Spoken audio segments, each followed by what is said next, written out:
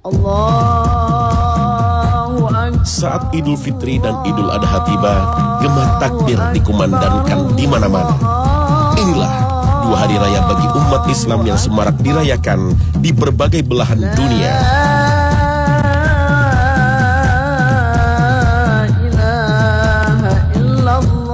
Namun, bagaimanakah jika ada kelompok yang mengaku Muslim memiliki hari raya lain yang lebih istimewa dari Idul Fitri dan Idul Adha? Pada hari itu, mereka mengklaim bahwa Allah akan mengampuni dosa yang dilakukan selama 60 tahun dan akan membebaskannya dari api neraka 2 kali lipat dari bulan Ramadan, malam Lailatul Qadar, dan malam Hari Raya Idul Fitri. Pada hari itu, jika bersedekah 1 dirham, nilainya sama dengan 1000 dirham. Inilah keutamaan hari raya yang disebut Idul Ghadir.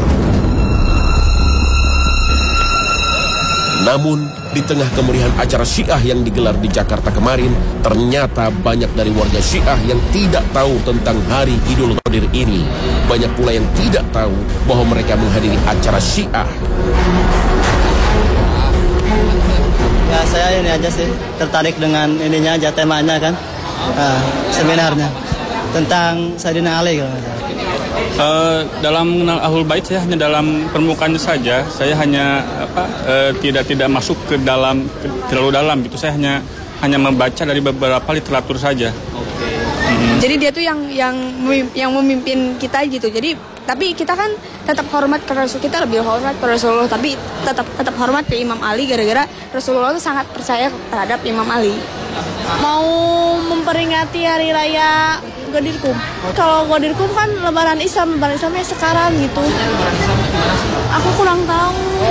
Banyak kurang tahu. Iya. Tapi kok belum tahu kok datang ke sini. Kan diajak, makanya ikut pingin tahu. Suara mereka adalah fakta bahwa Syiah tidak mengakar di masyarakat. Ideologi Syiah ternyata hanya sebuah pemikiran tingkat tinggi yang sengaja dimainkan untuk dibenturkan dengan pemahaman Sunni. Beberapa konflik Syiah Sunni di Indonesia bisa jadi adalah sebuah propaganda untuk menyebarkan aliran ini. Sebuah promosi gratis supaya masyarakat lebih mengenal eksistensi Syiah di Indonesia. Di luar hari raya Idul Adha dan Idul Fitri, jika ada yang dianggap lebih hebat termasuk Idul Ghadir, itu adalah sesat. Ia bukan hanya merusak akidah umat Islam Indonesia, tetapi juga mengancam keutuhan dan persatuan umat Islam di Indonesia ini yang meyakini dan mengamalkan akidah Ahlussunnah wal Jamaah. Khazanah pagi ini akan mengenalkan Syiah dari perspektif sejarah dan kitab-kitab yang banyak beredar dari kalangan Sunni maupun Syiah sendiri, khusus untuk Anda semua. Semoga bermanfaat.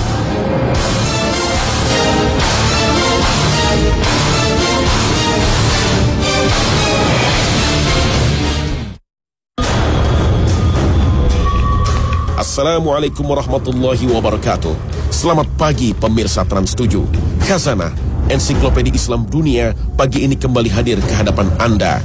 Semoga pagi ini kita berada dalam lindungan dan hidayah Allah Subhanahu wa Ta'ala. Idul Ghadir menjadi perayaan yang istimewa bagi kaum Syiah, tak terkecuali di Indonesia. Kaum Syiah di Indonesia kini makin berani menggelar berbagai penghelatan akbar, terutama untuk merayakan Idul Ghadir. Inilah hari saat malaikat Jibril turun menyampaikan wahyu kepada Rasulullah untuk menunjuk Ali bin Abi Thalib sebagai khalifah pengganti kepemimpinan sepeninggal beliau. Peristiwa ini terjadi pada 18 Zulhijjah di kebun Ghadir Khum. Idul Ghadir menjadi hari raya yang penting bagi kaum Syiah karena telah mengukuhkan pengangkatan Ali bin Abi Thalib sebagai khalifah, sekaligus membatalkan kekhalifahan Abu Bakar, Umar bin Khattab, dan Utsman bin Affan. Karena mereka sesungguhnya telah merampas hak kepemimpinan yang harus diserahkan kepada Ali bin Abi Thalib. Pada hari Idul Ghadir, umat Syiah dianjurkan untuk berpuasa dan sholat 2 rakaat, kemudian membaca doa khusus. Inilah petikan doa seperti yang dipublikasikan sebuah situs milik Syiah. Ya Tuhan kami, sesungguhnya kami dengan anugerah dan lutuf-Mu telah menerima utusan-Mu, mengikuti Rasul, mempercayai pemimpin kaum mukminin dan mengkafirkan tagut. Maka jagalah iman dan wilayah kami, Kumpulkan kami bersama imam-imam kami. Sesungguhnya kami mengimani dan meyakini mereka, tunduk kepada mereka, beriman kepada lahir, batin, kehadiran, kegaiban, kematian, dan kehidupan mereka. Dan kami merelakan mereka sebagai imam, pemimpin, dan tuan. Dan cukuplah mereka bagi kami sebagai perantara menuju Allah tanpa makhluk yang lain. Kami tidak menginginkan ganti mereka. Kami tidak akan menjadikan kawan selain mereka. Kami mensucikan diri di hadapan Allah dari musuh mereka, dari jin dan manusia, dari awal sampai akhir. Kami mengkafirkan Taghut, musuh-musuh mereka, penyembah 4 berhala, dan manusia dari awal sampai akhir. Ya Allah, sesungguhnya kami bersaksi kepadamu, bahwasanya kami menganut agama yang dianut oleh Muhammad dan keluarga Muhammad. Siapakah yang dimaksud dengan Taghut dan 4 berhala dalam doa Idul Ghadir? Dalam berbagai kitab Syiah, Abu Bakar Siddiq Umar bin Khattab dijuluki Al-Jib dan At-Taghut. Julukan keji lainnya, Haman dan Fir'aun. Muhammad bin Ya'qub Al-Qulaini dalam kitabnya Al-Usul min Al-Kafi, kitab Al-Hujjah, menukilkan sebuah riwayat yang disandarkan kepada Abu Abdullah. 3 orang yang tidak akan diajak bicara oleh Allah pada hari kiamat, tidak akan disucikan, dan bagi mereka azab yang pedih. Orang yang mengaku berhak imamah dari Allah yang bukan haknya, dan orang yang menentang imamah dari Allah, dan orang yang meyakini bahwa mereka berdua, Abu Bakar dan Umar, termasuk orang Islam. Demikian pula Al-Kaf'ami dalam kitabnya Al-Misbah menyebutkan doa yang berisi laknat terhadap Abu Bakar dan Umar yang dinamakan dengan doa Sanamai Quraisy, yang artinya doa laknat atas 2 berhala Quraisy. Dia mengklaim doanya berasal dari Ali bin Abi Thalib. Ya Allah, limpahkanlah salawat untuk Muhammad dan keluarga Muhammad, dan laknatlah 2 berhala Quraisy, dan kedua Jib dan Taghutnya, kedua tukang dustanya, dan kedua putrinya yang telah menyelisihi perintahmu dan mengingkari wahyumu. Yang dimaksud dengan kedua putri, Abu Bakar dan Umar bin Khattab adalah Aisyah dan Hafsah, keduanya istri Rasulullah. Inilah doa kaum Syiah, tidak hanya menistakan sahabat utama Nabi, juga istri Nabi yang termasuk Ahlul Bait. Kebencian kepada sahabat Nabi dan istri Rasulullah juga sering dibacakan dalam doa kunut setiap sholat fardu. Menghancurkan Islam itu dari dalam dengan cara apa? Mengganti kacamata umat Islam dalam melihat Islam. Caranya bagaimana? Merubah cara pandang orang Islam melihat nabinya. Rubah cara umat Islam memandang kitab sucinya. Nah, cara paling efektif untuk merusak Islamnya orang Islam, bagaimana caranya agar informasi dari Rasulullah itu tidak sampai ke umatnya, adalah dengan merusak keluarganya dan merusak sahabatnya. Setelah dirusak keluarga dan dirusak sahabat, ketika umat sudah benci kepada Ahlul Bait, umat sudah benci kepada sahabat, maka orang-orang ini akan mengambil agama dari mana? Dari orang yang mereka sodorkan. Di saat umat Islam dunia begitu menghormati jasa besar Umar bin Khattab, kaum Syiah justru mengeluh-elukan pembunuh Umar bin Khattab, Abu Lu'lu'ah, yang penganut Majusi dan menganggapnya sebagai pahlawan. Abu Lu'lu'ah meskipun dieksekusi mati dan dimakamkan di Madinah, makam simboliknya sengaja dibangun di Bandar Qasan, Iran, dan banyak diziarahi oleh kaum Syiah, bahkan dianugerahi gelar Baba Syuja'uddin, yang artinya Bapak Sang Pemberani. Makam simbolik Abu Lu'lu'ah sudah lama diprotes oleh umat Islam. Pada tahun 2007, makam ini pernah disegel oleh pemimpin tertinggi Iran, Ali Khamenei, karena dijadikan tempat berkumpulnya kelompok Syiah radikal untuk merayakan hari terbunuhnya Umar bin Khattab. Namun hingga kini, makam simbolik Abu Lu'lu'ah tak pernah sepi dari para penziarah.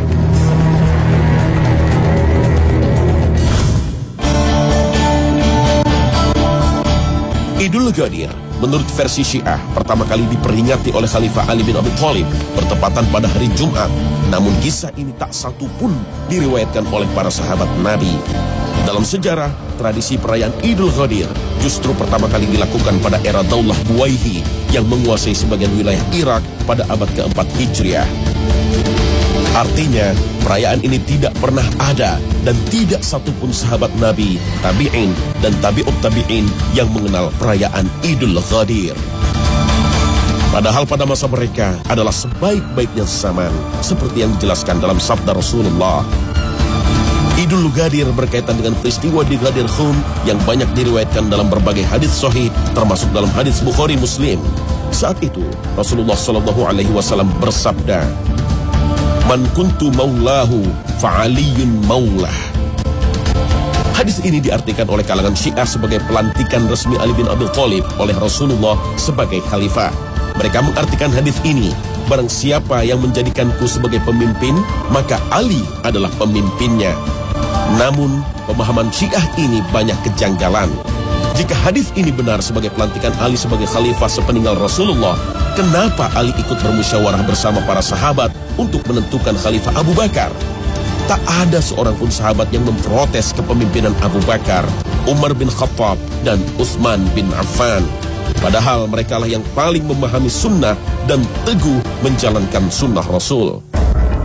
Setelah menjalankan haji wada, Rasulullah kembali ke Madinah menempuh perjalanan berhari-hari. Setiba di Ghadir Khum, sekitar 250 km dari Mekah, Rasulullah beristirahat. Pada saat itu Rasulullah bersabda yang diklaim oleh kaum Syiah sebagai pelantikan Ali bin Abi Thalib sebagai khalifah. Jika sabda Rasulullah di Ghadir Khum berkaitan kepemimpinan sepeninggalnya, kenapa Rasulullah tidak menyampaikannya dalam khutbah haji wada di Mekah yang dihadiri banyak umat Islam dari berbagai daerah? Sementara saat di Ghadir Khum hanya sebagian kecil umat Islam yang mengikuti rombongan Rasulullah, kebanyakan penduduk Madinah. Inilah logika sederhana yang sulit dibantah oleh kaum Syiah. Apalagi mereka sering menafikan latar belakang sabda Rasulullah saat di Ghadir Khum. Beberapa bulan sebelum haji wada, Rasulullah mengirim pasukan ke Yaman di bawah pimpinan Ali bin Abi Thalib. Setelah meraih kemenangan dan mendapat banyak harta rampasan, terjadi perselisihan dan kesalahpahaman antara Ali dan sebagian pasukannya soal harta rampasan perang. Kemudian, masalah ini dilaporkan pada Rasulullah pada saat di Ghadir Khum. Saat itulah Rasulullah bersabda, "Barang siapa menjadikanku sebagai kekasihnya, maka Ali pun menjadi kekasihnya." Menurut sebuah riwayat, sahabat yang mengadu kepada Rasulullah tentang ketidakadilan Ali bin Abi Thalib dalam pembagian harta rampasan perang adalah Buraidah ibn Husain. Saat Buraidah mengadu, Rasulullah diam hingga ia mengulanginya 3 kali, lalu Rasulullah bersabda, "Wahai Buraidah, apakah kamu membenci Ali?" Buraidah pun menjawab, "Ya, wahai Rasulullah." Nabi pun menjawab, "Wahai Buraidah, janganlah kamu membencinya karena dia berhak mendapat bagian dari harta rampasan perang lebih dari itu." Lalu Buraidah berkata, "Saya tidak lagi membencinya setelah mendengar Nabi melarangku membenci Ali." Hadis riwayat Bukhari. Peristiwa Ghadir Khum banyak diriwayatkan, namun berbeda dari yang dipahami kaum Syiah. Ibnu Katsir menyebut sabda Nabi ini untuk menghibur Ali dan mengingatkan keraguan para sahabat terhadap Ali. Kata maula dalam hadis itu bisa diartikan sebagai kekasih atau teman sejati. Saat itu Rasulullah memuji Ali. "Barang siapa yang menjadikanku sebagai teman sejati, maka Ali sebagai teman sejatinya." Mengikuti ucapan Nabi ini, Umar bin Khattab kemudian berkata, "Mulai hari ini, Anda adalah teman sejati saja." Jika Rasulullah bermaksud dalam hadis itu sebagai pengangkatan khalifah, tidak mungkin Rasulullah menggunakan kata maula yang memiliki arti banyak. Jika kepemimpinan sepeninggal Rasulullah menjadi hak Ali bin Abi Thalib, Rasulullah pasti akan menyatakannya secara tegas dengan kalimat yang tegas. Namun faktanya, tak ada satupun sabda Nabi yang menjelaskan siapa yang melanjutkan kepemimpinan sepeninggal beliau. Kata maula juga digunakan Allah Ta'ala dalam firman-Nya, "Maka pada hari ini tidak diterima tebusan dari kamu dan tidak pula dari orang-orang kafir. Tempat kamu ialah neraka. Dialah tempat berlindungmu, teman setiamu. Dan dia adalah sejahat-jahat tempat kembali." Al-Quran, Surah Al-Hadid, ayat 15. Api neraka dalam ayat ini disebut maula bagi orang-orang kafir karena kedekatannya. Dalam ayat lain, Allah berfirman, "Itu karena Allah adalah maula, yaitu sebagai pelindung dari orang-orang yang beriman. Dan karena orang-orang kafir tidak mempunyai maula bagi mereka. Al-Quran, Surah Muhammad ayat 11. Sungguh jelas berbagai dalil ini. Sabda Nabi di Ghadir Khum tak bisa dijadikan alasan pengangkatan Rasulullah terhadap Ali bin Abi Thalib sebagai khalifah.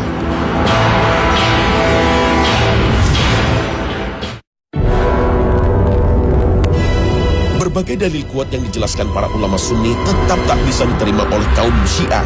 Bagi mereka, Nabi Muhammad telah memilih penggantinya, yaitu Imam Ali bin Abi Thalib. Kemudian dilanjutkan oleh keturunannya yang disebut Ahlul Bait. Mereka menuduh Abu Bakar, Umar bin Khattab, dan Utsman bin Affan telah merampas hak kepemimpinan yang mestinya diserahkan kepada Ali bin Abi Thalib. Selain hadis Nabi di Ghadir Khum, para ulama Syiah seperti Al-Bahrani dalam kitab tafsirnya Al-Burhan fi Tafsir Al-Quran atau At-Taba'i dalam Tafsir Al-Mizan memperkuat hak imamah yang harus dipegang Ali bin Abi Thalib dan keturunannya dengan menafsirkan ayat 55 dalam Al-Maidah. Sesungguhnya penolong kamu adalah Allah, Rasulnya, dan orang-orang beriman yang mendirikan sholat dan menunaikan zakat seraya mereka tunduk kepada Allah. Menurut kaum Syiah, ayat ini diturunkan secara khusus untuk Ali bin Abi Thalib dan keturunannya. Karena itulah mereka mengkafirkan banyak sahabat Nabi, terutama Khalifah Rasyidin. Padahal Ali bin Abi Thalib sendiri pernah berkhutbah di Kufah, seperti ditulis dalam Al-Bidayah wa Nihayah karya Ibnu Katsir.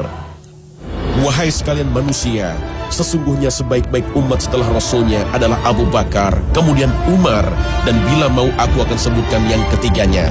Lalu beliau turun dari mimbar seraya mengatakan, kemudian Utsman, kemudian Utsman. Dalam keyakinan Syiah, kedudukan para imam lebih tinggi dari para nabi dan malaikat, seperti ditulis Al-Khumaini dalam kitabnya Al-Hukumah Al-Islamiyah. Bahwasanya kedudukan imam tersebut tidak bisa dicapai malaikat yang dekat dengan Allah dan tidak pula bisa dicapai seorang nabi yang diutus sekalipun. Para imam memiliki sifat maksum atau terbebas dari dosa, seperti ditulis Muhammad Ar-Rayyi As-Sahri dalam Mizanul Hikmah. Dia adalah seorang yang maksum dari seluruh dosa, baik dosa kecil maupun besar, tidak tergelincir di dalam berfatwa, tidak salah dalam menjawab, tidak lalai dan lupa, serta tidak lengah dengan satu perkara dunia pun. Para imam diyakini oleh kaum Syiah mengetahui perkara gaib. Seluruh perbendaharaan langit dan bumi diperlihatkan kepada mereka, dan mereka pun mengetahui apa yang terjadi dan akan terjadi sampai hari kiamat.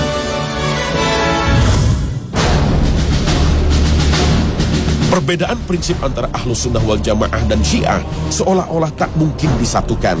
Meski demikian, berbagai upaya untuk menyatukan umat Islam sudah banyak dilakukan para ulama Sunni. Pada tahun 1960-an, Syekh Mahmud Shaltut, Grand Syekh Al-Azhar, pernah mengeluarkan fatwa membolehkan beribadah dengan mazhab Ja'fari dari kalangan Syiah. Berbagai muktamar pendekatan mazhab dengan melibatkan Syiah juga banyak digelar. Syekh Yusuf Qaradawi termasuk ulama yang banyak mengkampanyekan persatuan umat. Namun, menurut Yusuf Qaradawi, berbagai kesepakatan hanyalah seremonial, tidak akan memecahkan akar permasalahannya jika kaum Syiah tetap mencerca para sahabat dan secara agresif menyebarkan pemahamannya di tengah masyarakat Sunni. Mana mungkin bisa disatukan jika kaum Syiah berprinsip imamah atau kepemimpinan bagian dari akidah. Tidak disebut beriman seorang muslim jika tidak beriman kepada 12 imam mereka. Menurut Syekh Yusuf Qaradawi, meskipun Ahlus Sunnah memfonis sesat ajaran Mu'tazilah, tapi tidak mengkafirkannya. Namun sebaliknya, Syiah yang lebih dulu mengkafirkan Ahlus Sunnah, sebagaimana perkataan Ni'matullah Al-Jazairi dalam kitab Al-Anwar An-Nu'maniyah. Sesungguhnya kami tidak bisa bertemu dengan Ahlus Sunnah di dalam satu Tuhan dan tidak dalam satu Nabi dan satu imam. Faham mudah mengkafirkan orang lain adalah faham berbahaya. Ali bin Abi Thalib tidak pernah mengkafirkan kelompok yang memeranginya dalam perang Jamal maupun perang Siffin, termasuk kelompok Khawarij yang mengkafirkan Ali dan Muawiyah. Sayyidina Ali pernah ditanya tentang Khawarij, apalah mereka itu orang-orang kafir? Ali menjawab, mereka lari dari kekufuran. Beliau ditanya lagi, apakah mereka masuk ke dalam orang-orang munafik? Ali menjawab, orang-orang munafik itu tidak pernah mengingat Allah kecuali hanya sedikit.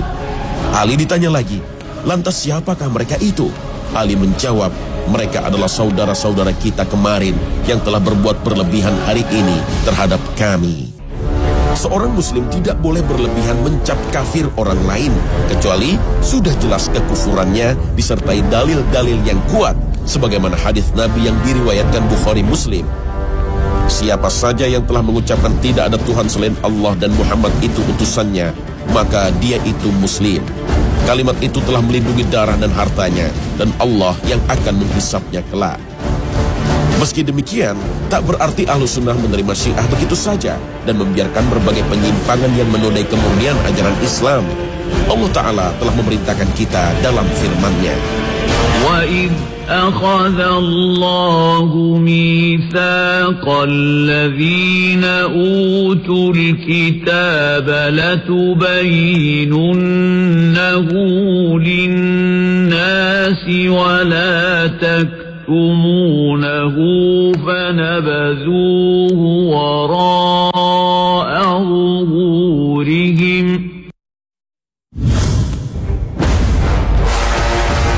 Antara Sunni dan Syiah tidak hanya berbeda dalam bidang fikih, tapi berbeda secara akidah. Para ulama sudah lama mengingatkan bahaya ajaran Syiah. Hadratus Syekh Hashim Asy'ari, pendiri Nahdlatul Ulama, dalam Muqaddimah Qanun Asasi li Jami'iyah Nahdlatul Ulama mengatakan, di zaman akhir ini tidak ada mazhab yang memenuhi persyaratan kecuali mazhab yang keempat, Hanafi, Maliki, Syafi'i, dan Hambali. Adapun mazhab yang lain seperti mazhab Syiah Imamiyah dan Syiah Zaidiyah adalah ahli bid'ah, sehingga pendapat-pendapatnya tidak boleh diikuti. Syiah juga hanya menerima hadis dari jalur Ahlul Bait. Akibatnya, ribuan hadis sahih walaupun diriwayatkan Bukhari Muslim ditolak oleh mereka. Karena kebencian terhadap para sahabat Nabi, kaum Syiah biasa menyebarkan hadis-hadis palsu untuk memperkuat doktrin dan ajarannya. Berdasar riwayat yang mereka karang sendiri, Al-Quran yang kita pegang saat ini sudah mengalami perubahan. Abul Hasan Al-Amili dalam Miratul Anwar wa Mishkatul Asrar mengatakan, sepeninggal Rasulullah, banyak sahabat yang menjadi penulis Al-Quran menghapus banyak ayat. Tuduhan serupa dilontarkan oleh Al-Allamah Al-Hujjah Said Adnan Al-Bahrani dan Hussein Nuri Tabrasi. Menurut keyakinan orang Syiah, beberapa surat dan ayat yang dihilangkan kelak akan dibawa oleh Al-Mahdi. Keyakinan ini tentu saja bertentangan dengan firman Allah Ta'ala. Sesungguhnya kamilah yang menurunkan Al-Quran, dan sesungguhnya kami pula yang benar-benar memeliharanya. Al-Quran Surah Al-Hijr ayat 9. Berbagai penyimpangan lainnya banyak kita temukan dalam ajaran Syiah, seperti kawin mut'ah yang tidak ada bedanya dengan pelacuran. Bahkan perilaku kemusyrikan pun menjadi tradisi Syiah yang menyebar luas. Karena kultus terhadap para imam, mereka biasa menziarahi kuburannya, kemudian menyembahnya. Mereka pun berdoa dan meminta pertolongan mereka, karena diyakini para imam meskipun telah wafat, bisa membuat mereka kaya atau miskin, dan bisa membuat mereka senang atau sengsara. Seperti disaksikan oleh Syekh Yusuf Qardawi, para penziarah mendatangi makam Imam Ridha dengan bersujud sambil merangkak ke arah kuburan yang berjarak 10 meter. Na'udzubillah min zalik.